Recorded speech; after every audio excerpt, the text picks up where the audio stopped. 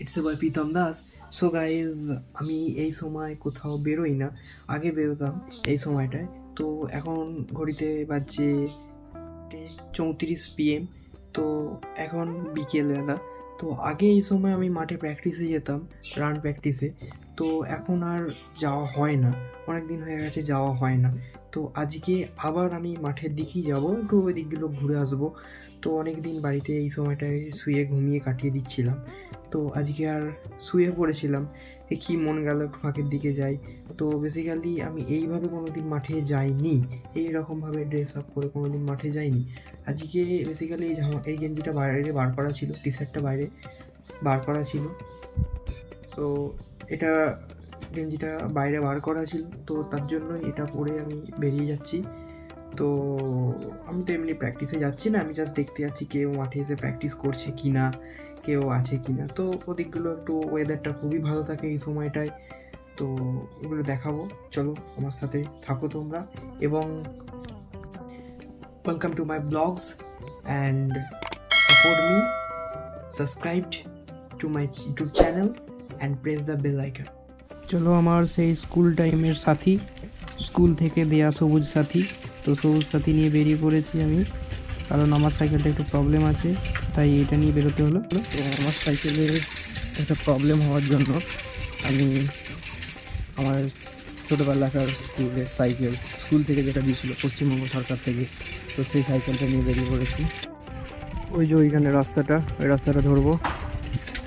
তো আমাদের পাশের গ্রাম এটা, তো পাশের গ্রামে পুজো হচ্ছিল, পুজোর জন্য এইখানে সব লাইট ফাটিয়েছিল। এটা চলে যাচ্ছে দুনিয়াখালির দিকে।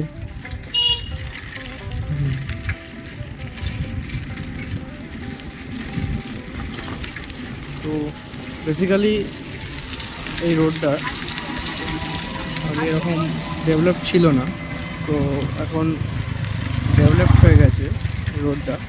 তো আমরা যখন এই রোডটা দেখতাম আগে দূর থেকে আমাদের বাড়ি থেকে, তখন এটা রেড থাকতো, মানে মোরাম রাস্তা ছিল। তো এখন এটা ডেভেলপড হয়ে গিয়ে পুরোপুরি পিচ করে দিয়েছে। তো তাও অনেক জায়গায় অনেক ত্রুটি রয়ে আছে, অনেক জায়গায় অনেক প্রবলেম হয়ে আছে। এই দিক দিয়ে আমি মাঠে যাই না, আমাদের গ্রামের ভেতর দিয়ে আমি মাঠে প্র্যাকটিসে যেতাম, কিন্তু আজকে এই রোডটা দিয়ে যাবো বলে তো এটা দিয়ে যাই।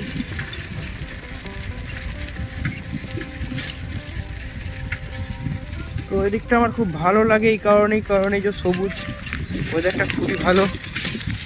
তো কতটা কি ক্লিয়ার আসছে আমি জানি না, বাট ক্লিয়ার আসারই কথা, যেটুকু বোঝা যাবে ক্লিয়ারই হয়তো বোঝা যাবে, কারণ ক্যামেরা কোয়ালিটি খুব একটা হাই তা নয়।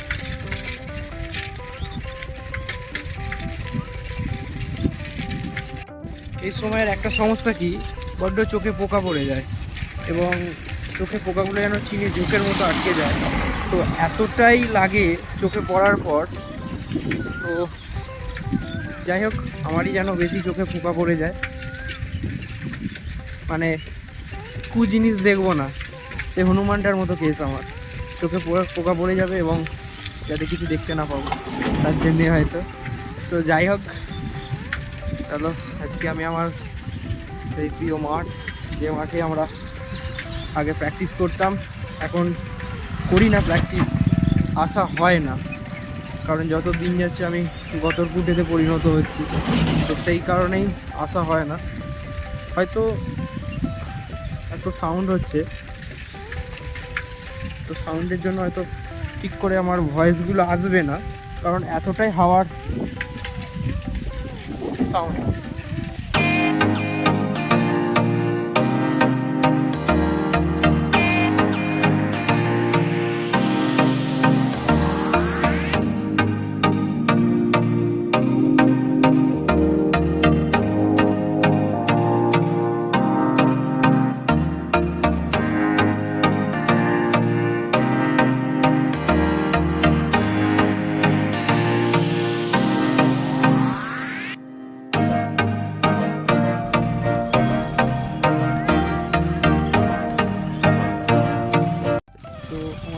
অবস্থা খারাপ, কারণ সামনে থেকে হাওয়া দিচ্ছে, তো সেই কারণেই চুলের অবস্থা খারাপ। এটা আমাদের মাঠ, এইখানে আমরা তো প্র্যাকটিস করতাম।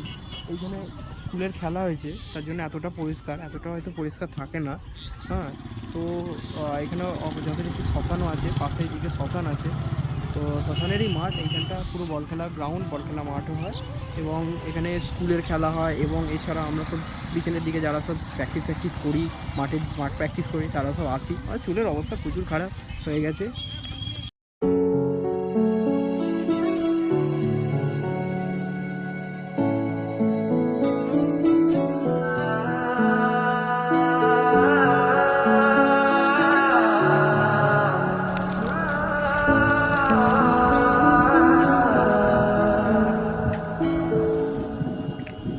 খুব সুন্দর একটা জায়গা, কিন্তু আমার কথা হয়তো তোমাদের কাছ পর্যন্ত পৌঁছাচ্ছে না, তার কারণ এতই হাওয়া এখানে।